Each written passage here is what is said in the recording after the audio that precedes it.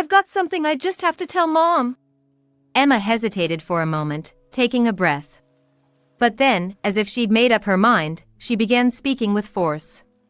I'm sorry. I can't do it anymore. Paying $5,000 a month for your husband's care is just too much for me. I've reached my limit, she said, tears streaming down her face. I couldn't understand what Emma was saying. $5,000 a month for care? What are you talking about? There's no need for care. My husband passed away 8 years ago. You know that, don't you? What? But Ryan said he needed the money for care. I didn't hear anything about your husband passing away. I'm so confused. Emma seemed truly unaware. I too couldn't fully grasp the situation, but the fact that my husband was gone was undeniable. I haven't heard anything about his passing. It's true, Emma pleaded desperately. I was sure she wasn't lying from her behavior so far, and I knew her well enough to know she wasn't the type to say such things. About 6 months ago, Ryan came to me saying he needed money for his father's care. He said he had received a lot of financial support from his parents during his student days and that it was his turn to give back. Hearing Emma's feeble voice, an anger like none I had felt before began to swell within me. I could easily imagine how much she had been struggling. I was certain that Ryan was lying. Given the situation, there was no doubt. I could overlook some things, but not telling his wife about his father's death and extorting money from her was unforgivable. I had to make Ryan realize his wrongdoings. Otherwise, I couldn't face my husband in heaven. With that determination, I approached Emma with a plan. Listen, let's gather evidence of Ryan's misdeeds together. We'll collect everything so he can't make any excuses, and then we'll confront him about it. My name is Sally. After graduating from nursing school, I started working at a public hospital in the city. The job was tough, but it's there that I met my husband. Initially, he came to the hospital as a patient. I was assigned as his nurse. As I nursed him, he would often talk to me. I was somewhat interested in him, so I engaged in these conversations. These chats during my tough job were a great source of enjoyment for me. And when he was finally discharged, he gave me his contact information. If you want, please get in touch. I didn't hesitate and contacted him right away. We then started dating officially. I later learned that he had fallen for me at first sight and was trying his hardest to get my attention. I found this incredibly endearing. Our relationship continued without any major fights. He was a very gentle person.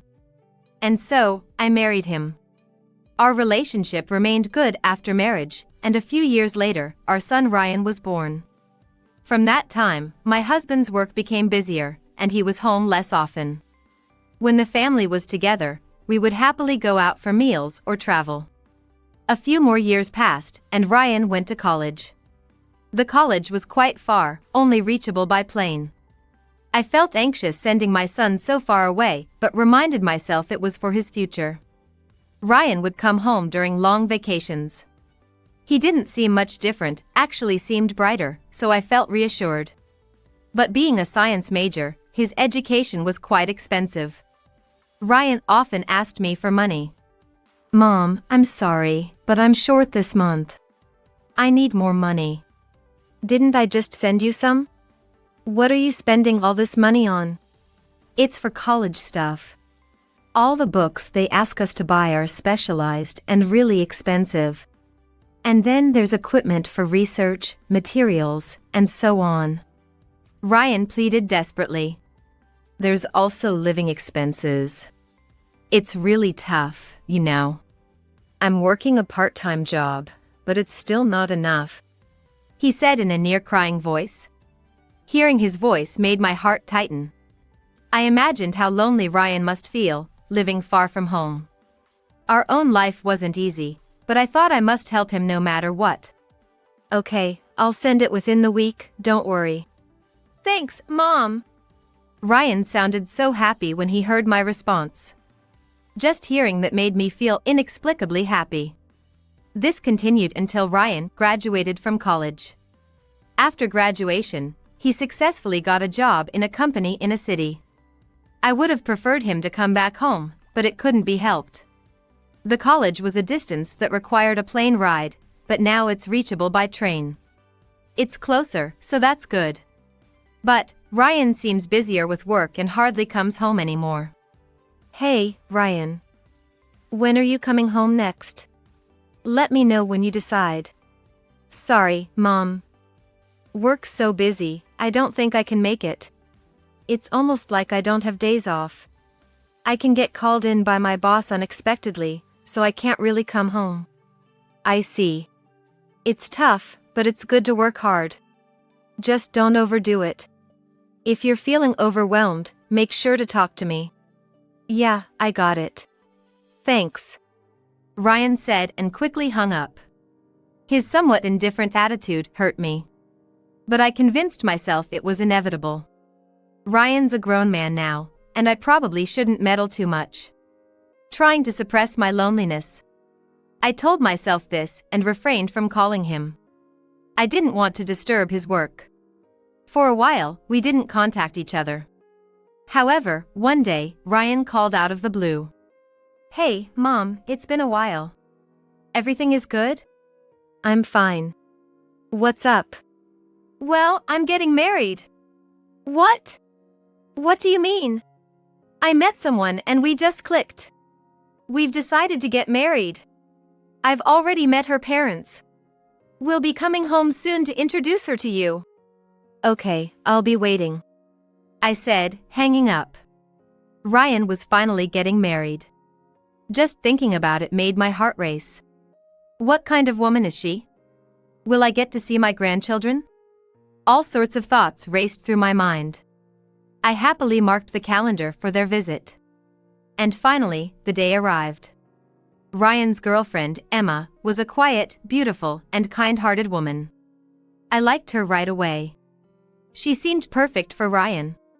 There was no reason to oppose their marriage, and things moved quickly. Ryan and Emma got married without a hitch. After the wedding, when Ryan was home, Emma helped me with my work. She seemed to think highly of me, and there were no mother-in-law and daughter-in-law issues. But as time passed, Ryan became busier and had less time to visit home. The phone calls became rarer, and now there were none. I felt lonely, but I guess young people prefer spending time with each other. Out of consideration for Ryan and his wife, I decided not to call unless it was an emergency. After that, our communication was minimal.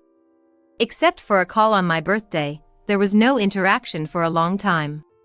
But a year later, I suddenly received a call from Emma. Hello, Sally. It's been a while, she said in a somber tone. I was concerned by her mood but didn't want to pry.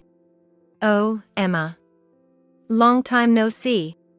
Is Ryan doing well? Yes, he's fine. But there's something I have to tell you. What's the matter? Something happened? Emma hesitated for a moment. Then, as if making up her mind, began speaking forcefully. I'm sorry, I just can't do it anymore. Paying $5,000 a month for your husband's care is too much for me. I've reached my limit, she said, crying. I couldn't understand what Emma was saying. $5,000 a month for care? What are you talking about? Don't joke with me. But there's no need for care. My husband passed away 8 years ago. You know that, don't you? What? But Ryan said he needed money for care. I didn't hear anything about your husband passing away. What's going on? I'm so confused. Emma seemed genuinely unaware. I too couldn't fully grasp the situation. But the fact that my husband was gone was undeniable. Listen, Emma. My husband passed away 8 years ago. His chronic illness worsened, and indeed, he had required care before that. I said, trying not to upset Emma. I told Ryan how hard it was to take care of my husband. But I never asked for money. I can't believe it. I haven't heard anything about his passing. It's true. Emma insisted desperately. I was sure she wasn't lying from her behavior so far. I knew her well enough to know she wasn't the type to say such things. I recounted the time of my husband's death in as much detail as possible to Emma. When my husband was critically ill and it became dangerous, I contacted Ryan. He came home then. Emma gasped on the other end of the phone. She apparently didn't know that either. But, Emma, you didn't come back.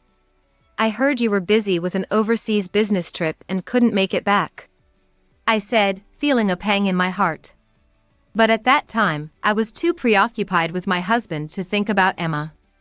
Overseas business trip? I work in an office. I've never been on a business trip abroad, not even once, Emma exclaimed, surprised. Why would Ryan say such a thing? Where did all the caregiving money I've been paying go? Emma was clearly shaken on the phone. But after a while, she began to explain the situation. About 6 months ago, Ryan came to me saying he needed money for his father's care. He said he had received a lot of financial support from his parents during his student days and that it was his turn to give back. Hearing Emma's feeble voice, an anger like none I had felt before began to swell within me. So, at first, I willingly paid. But the amount kept increasing, and now it's $5,000 a month, she said with a deep sigh. I could easily imagine how much she had been struggling. Even so, I've been using my savings to make the payments, but honestly, I can't do it anymore. That's why I called you.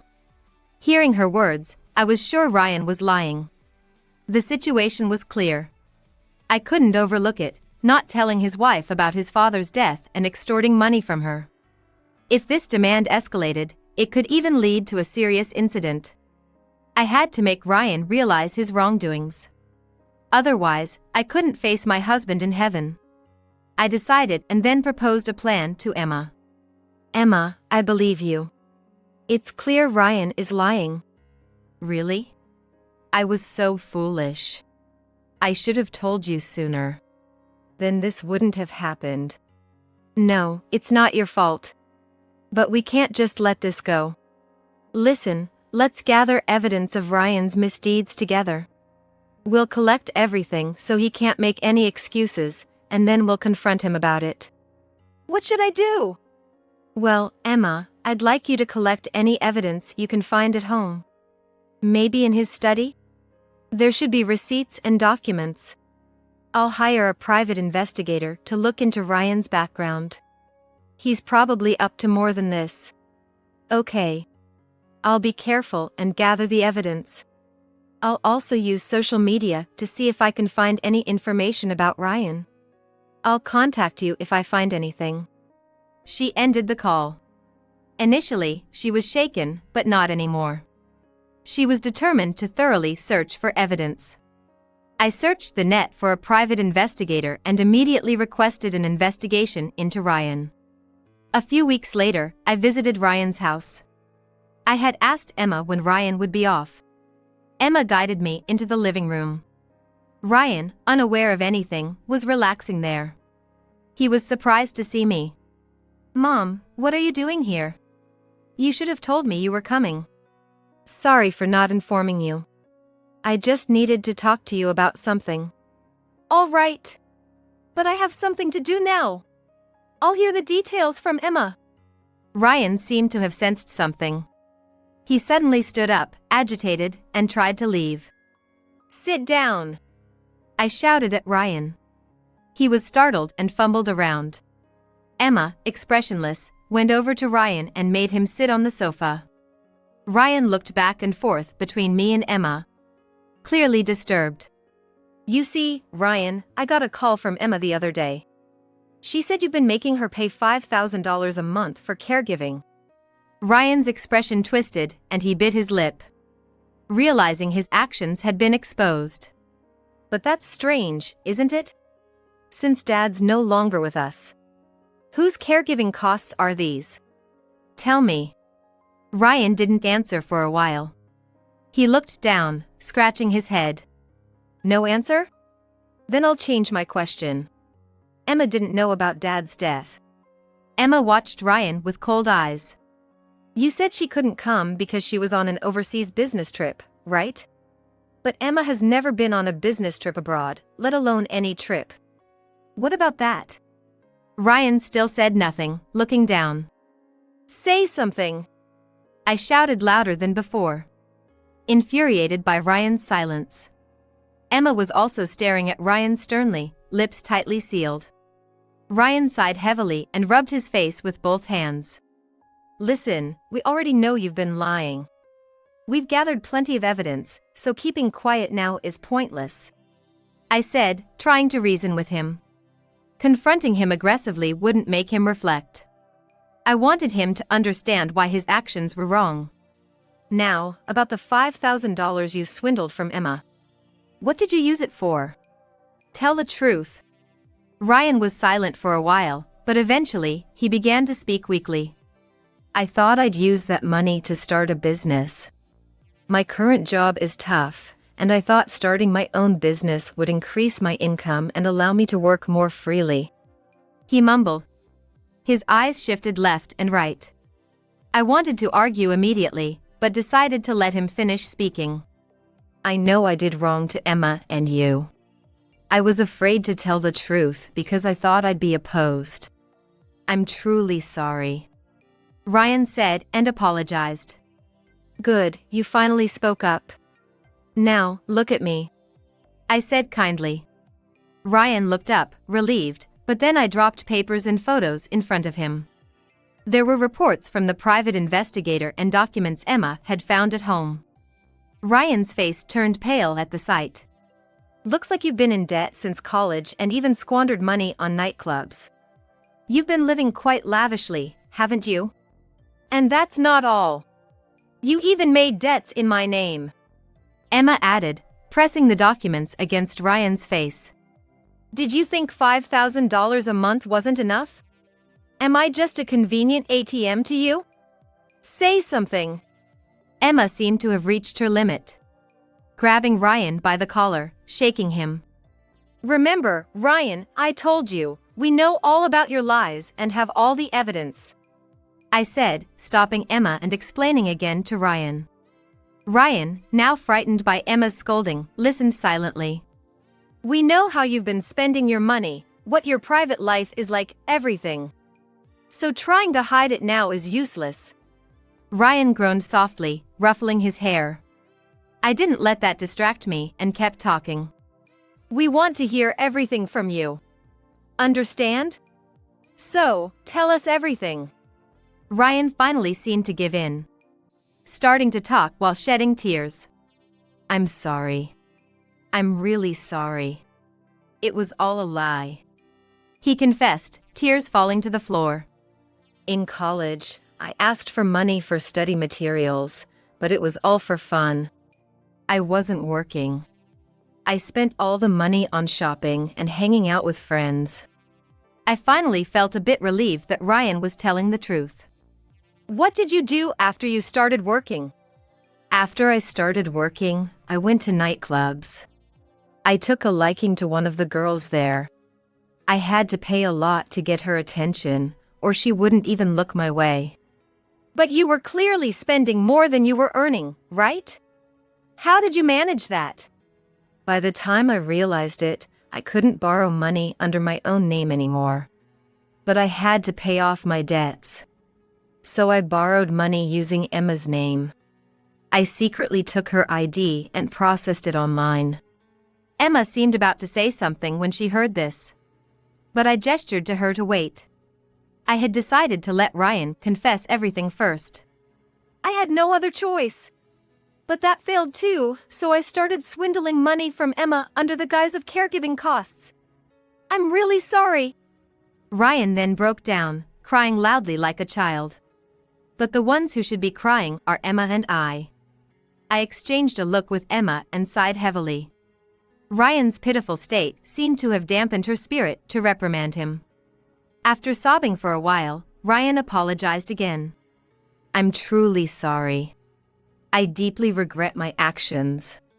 I won't do the same thing again. I swear it here.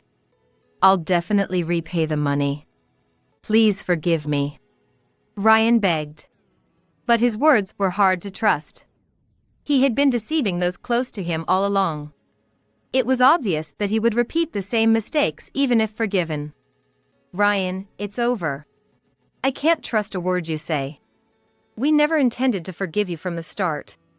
But this isn't the end. Be prepared. An hour later, someone knocked at the door. Emma went to answer it. Ryan watched her nervously. The women who came in with Emma. Seeing their faces, Ryan gasped in shock. Ryan, you know these women, right? They're all your ex-girlfriends. You can't say you've forgotten them. You were their gigolo, weren't you? Emma glared at Ryan as she spoke coldly.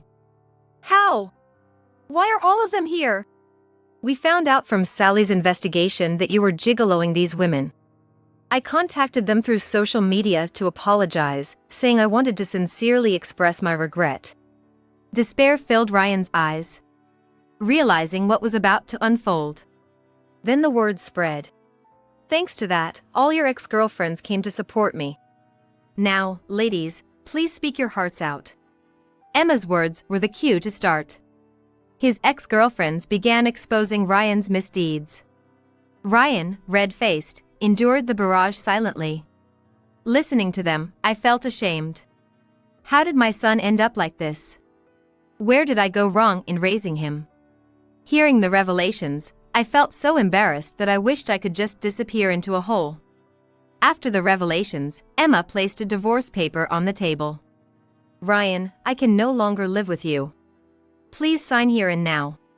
Also, write a pledge to pay alimony and repay the loans you took without my knowledge. No, wait. Emma, let's calm down. This isn't right. I'll really change. Please reconsider. I can't make it without you.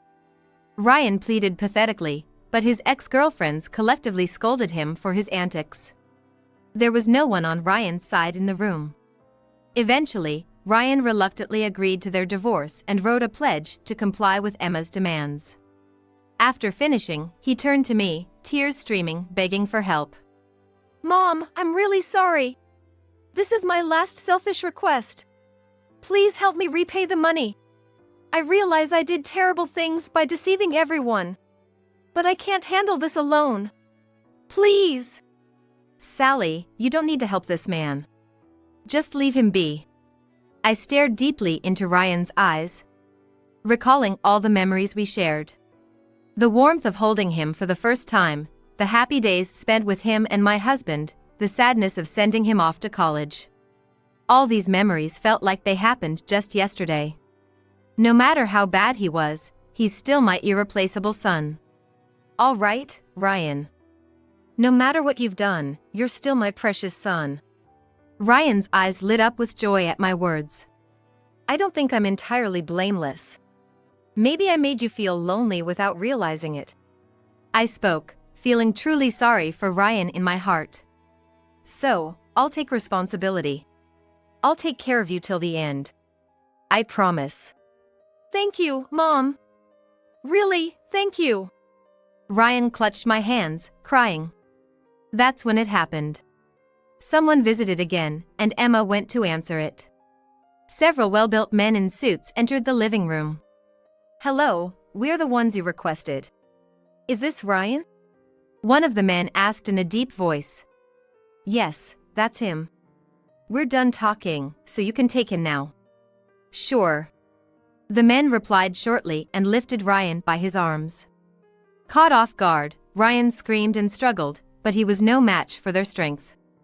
Mom, what's going on? Who are these guys? Hey, stop! Let me go! I do want to help you get back on your feet, Ryan. But I'm too old to handle it. So I consulted with a private investigator, and they recommended a good rehabilitation facility. I explained, pausing as my heart ached. Tears welled up in Ryan's eyes as he looked at me. I steeled myself and continued. You will be straightening out your rotten ways there. This is the last kindness I can offer you. This can't be happening. You can't do this. Let me go. Please, Emma, someone, help me. Ryan pleaded desperately, but Emma and his ex-girlfriends didn't move. They just watched him coldly. Don't worry. It's not a dangerous place. You'll just have your daily life and work managed while living there. If you're truly sorry, you'll listen, right? No, I don't want this. I swear. I'll really change, so please help me. Despite his struggles, Ryan was taken away. Only then did I allow myself to cry. I never wanted to do this. But the problem was too big. If I didn't act, Ryan would continue to bring misery to himself and others. I'm sorry, Ryan. I apologized from the bottom of my heart. Emma came over and comforted me. Her eyes were also filled with tears. With Ryan in the facility, all the problems were temporarily resolved. The debts he created were his to repay. He's been making monthly payments into Emma's account without fail. The amount was too large for a lump sum payment. So it will take a long time to settle. But it's a consequence of his own actions. The staff from the facility occasionally update me on Ryan. At first, he tried to escape whenever he had the chance. However, after being earnestly educated by the staff, he's now quietly living his daily life. I hope he truly reforms from the heart. Since then, Emma has been living alone. Thankfully, her salary is sufficient, so she's not struggling. I feel deeply sorry for what happened. Emma could have been dragged into a life-altering situation due to a debt she knew nothing about. I can't apologize enough to her. But Emma doesn't seem to hold anything against me. To her, the fault lies solely with Ryan, not me. In fact, Emma still visits my house every few months. Mainly for tourism, but she brings various souvenirs, chats, and helps with household chores. Our relationship as in-laws may have ended, but it feels like we've grown closer. For me, who lost my husband and sent my son to a facility, Emma's visits are a great joy. Now, I look forward to her visits as I live my life peacefully alone.